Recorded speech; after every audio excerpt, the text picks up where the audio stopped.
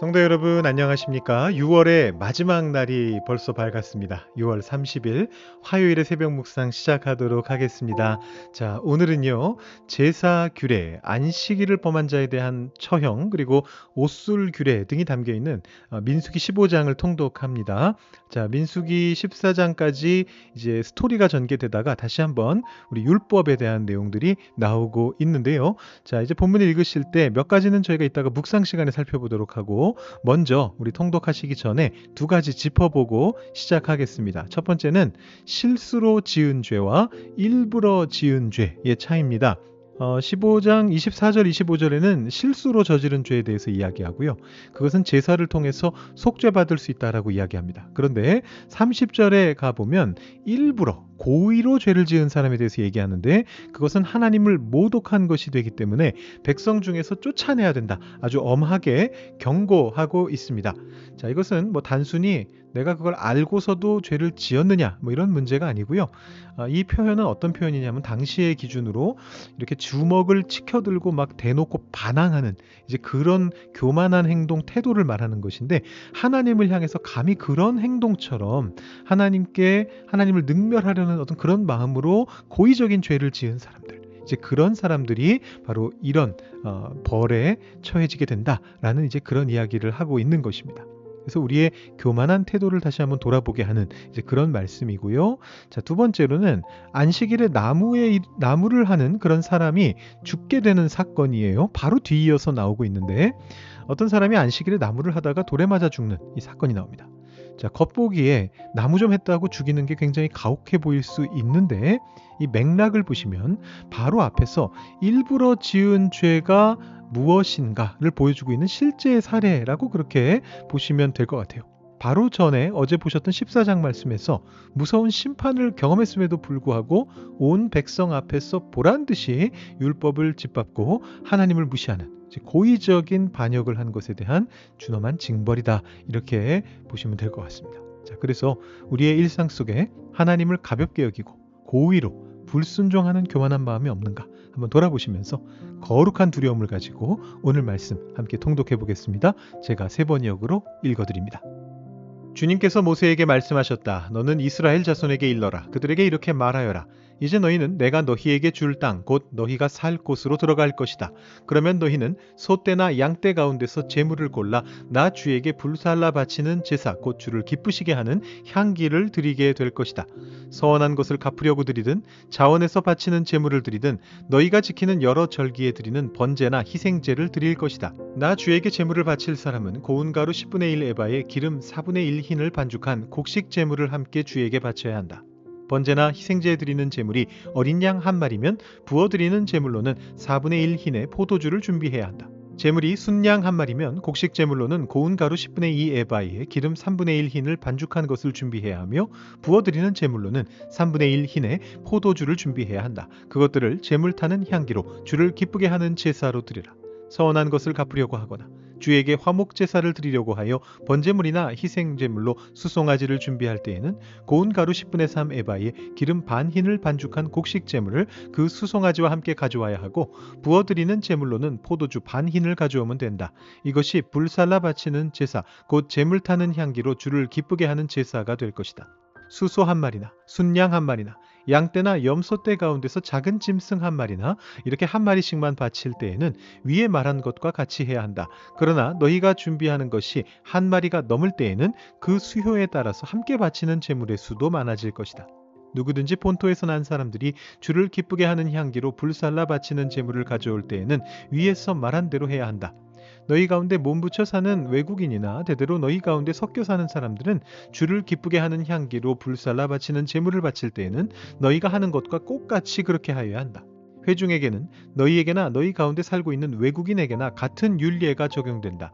이것은 오고 오는 세대에 언제나 지켜야 할 율례이다. 외국인들도 주 앞에서는 너희와 같을 것이다. 같은 법과 같은 규례가 너희에게와 너희 가운데 살고 있는 외국인들에게 함께 적용될 것이다.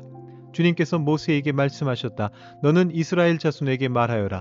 그들에게 이렇게 일러라. 내가 너희를 데리고 갈 그 땅에 너희가 들어가면 너희는 그 땅에서 난 양식을 먹게 될 터인데 그때에 너희는 나 주에게 헌납물을 바쳐야 한다. 너희가 처음 거두어들인 곡식으로 만든 과자를 헌납물로 바쳐라. 그것을 타작마당에서 타작한 헌납물로 바쳐라. 너희가 처음 거두어들인 곡식에서 떼어낸 헌납물을 너희 대대로 나 주에게 바쳐라. 너희가 실수하여 나 주가 모세에게 말한 이 모든 명령을 실천하지 못하였을 때에 곧 나 주가 모세를 시켜 너희에게 명한 모든 것을 나 주가 명한 그날 이후부터 너희 대대로 실천하지 못하였을 때에 그것이 회중이 모르는 가운데 실수로 저지른 것이면 온 회중은 수송아지 한 마리를 번제물 곧 주를 기쁘게 하는 향기로 불살라서 바치고 거기에 딸린 곡식 제물과 부어드리는 제물도 규례대로 바쳐야 한다. 또 순념소 한 마리를 속죄 제물로 바쳐야 한다. 이렇게 제사장이 이스라엘 자손 온 회중의 죄를 속하여 주면 그들은 속죄를 받게 된다. 그것은 실수로 저지른 것이기 때문이다. 그들은 자신들의 실수로 잘못을 저질렀으니 나 주에게 불살라 바치는 제물과 속죄 제물을 주 앞에 가져와야 한다. 모든 백성이 실수로 잘못을 저지른 것이기 때문에 이스라엘 자손 온 회중과 그들과 함께 살고 있는 외국인들이 함께 용서받게 될 것이다. 만일 한 개인이 실수로 잘못을 저질렀다면 그는 1년 된 암염소 한 마리를 속죄 제물로 가져와야 한다. 그러면 제사장은 주 앞에서 실수로 죄를 지은 그 사람의 죄를 속해 주어야 한다. 제사장이 그의 죄를 속해 주면 그는 속죄를 받게 될 것이다. 실수하여 죄를 지은 사람에게는 그가 본토 출신 이스라엘 자손이든 그들 가운데서 살고 있는 외국인이든 같은 법이 적용된다. 그러나 본토 사람이든 외국인이든 일부러 죄를 지은 사람은 주를 모독한 것이므로 그런 사람은 그의 백성 가운데서 쫓아내야 한다. 나 주의 말을 경멸하고 그의 명령을 어겼으므로 그런 사람은 반드시 쫓아내야 한다. 자기의 죄는 자기가 짊어져야 한다. 이스라엘 자손이 광야에 있을 때였다. 한 사람이 안식일에 나무를 하다 들켰다. 나무하는 일을 본 사람들은 그를 모세와 아론과 온 회중에게로 데리고 갔다.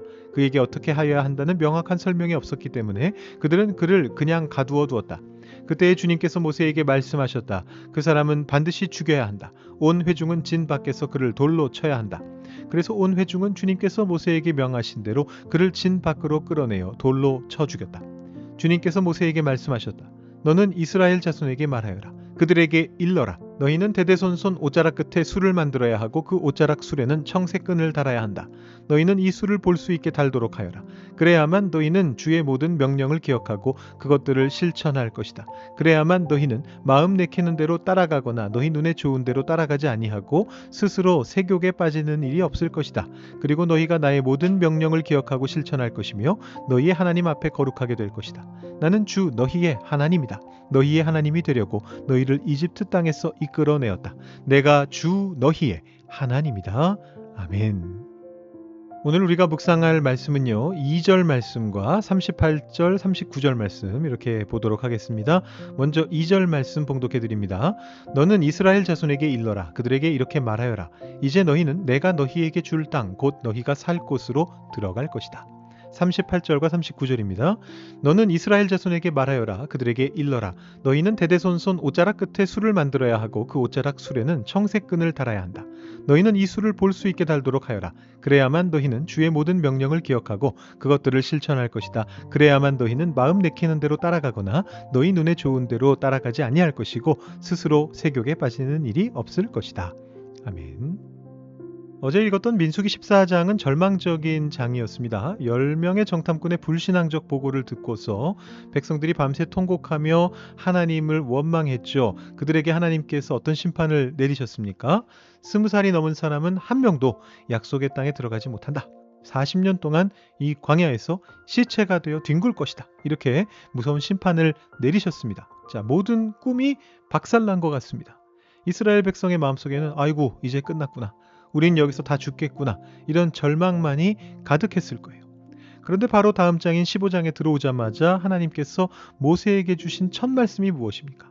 그것이 우리 방금 읽어드린 2절 말씀인데 이제 너희는 내가 너희에게 줄 땅, 곧 너희가 살 곳으로 들어갈 것이다 라고 그렇게 말씀합니다. 굉장히 놀라운 말씀이죠. 어른 세대는 비록 실패해서 죽을 것이나 그 다음 세대를 바라보시면서 이 가나안 땅에 이제 곧 들어갈 것이다 라고 기정사실화하면서 이 가나안 땅에서 드려질 제사에 대해서 말씀하고 계십니다. 인간은 불순종해서 넘어지고 하나님과의 약속을 스스로 차버렸습니다. 그러나 하나님께서는 당신의 약속을 포기하지 않으셨습니다. 광야에서 다 죽을 것이다 라는 그 절망의 선고 직후에도 그럼에도 불구하고 내 언약은 살아있다.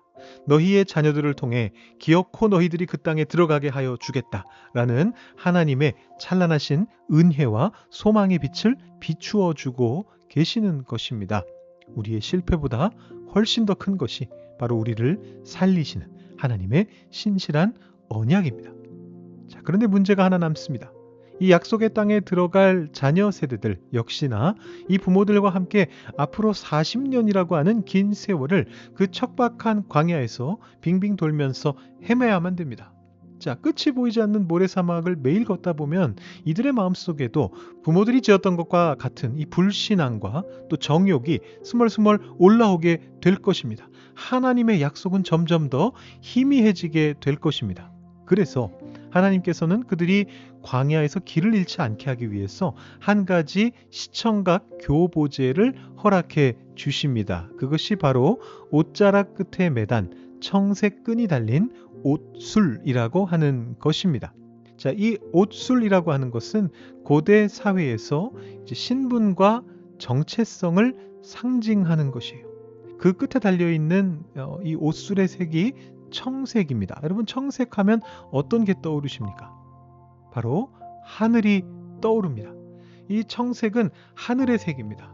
나는 비록 지금 이 먼지 나는 광야에서 모래바람을 바라보며 걸어가고 있지만 그 모래바람 너머에 있는 하늘을 잊지 말아라. 하늘에 속한 백성임을 잊지 말아라. 그 하늘에 하나님이 계심을 잊지 말아라. 라는 그런 의미라고 우리가 해석할 수 있습니다. 아마 이 광야 이후 세대들이 바로 이 청색 옷술을 봤을 때 이런 깨달음을 가졌을 거예요. 아, 그렇지.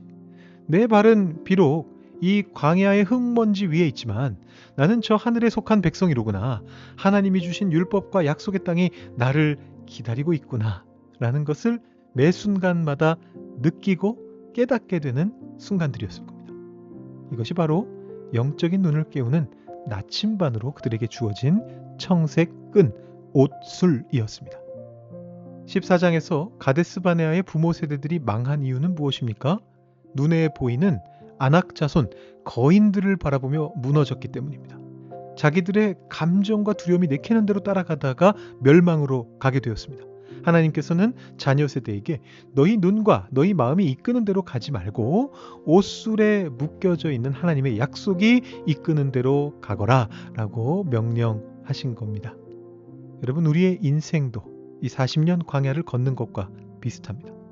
수많은 모래바람이 불고 내 눈앞에 현실이 불안해서 자꾸만 내 눈에 좋은 대로 내 마음이 내키는 대로 끌려가고 싶을 때가 참 많이 있습니다. 인간적인 생각으로 섣불리 결정하고 넘어질 때도 너무나 많습니다. 여러분, 그럴 때마다 내 옷자락에 달려있는 청색 끈을 바라보시기 바랍니다. 오늘 신약시대를 살아가고 있는 우리들에게 달려있는 이 청색 옷술은 바로 우리 영혼 깊이 새겨져 있는 생명의 말씀입니다. 이 생명의 말씀이 우리에게 전해주고 있는 예수 그리스도의 십자가입니다. 여러분, 불안함이 밀려올 때, 두려움이 밀려올 때, 현실의 모래바람이 불어오게 될 때에 나의 십자가, 내게 주신 말씀의 옷술을 꼭 붙잡으시기 바랍니다. 내 발은 세상에 있지만 나는 하늘의 생명책에 기록된 하나님의 백성이다. 이 흔들리지 않는 정체성이 우리를 세상의 정욕과 교만으로부터 지켜주게 될 것입니다.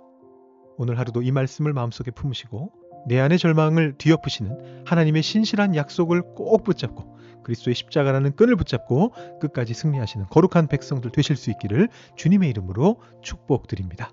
우리 계속해서 묵상하신 말씀을 마음속에 품으신 채로 기도하시고요. 여러분들의 개인 기도 제목 하나님께 올려드리시고 우리의 중보가 필요한 우리의 이웃들, 이 세상을 향한 기도도 하나님 앞에 올려드리신 후에 오늘 새벽 시간을 힘차게 시작하실 수 있기를 바랍니다. 기도하겠습니다.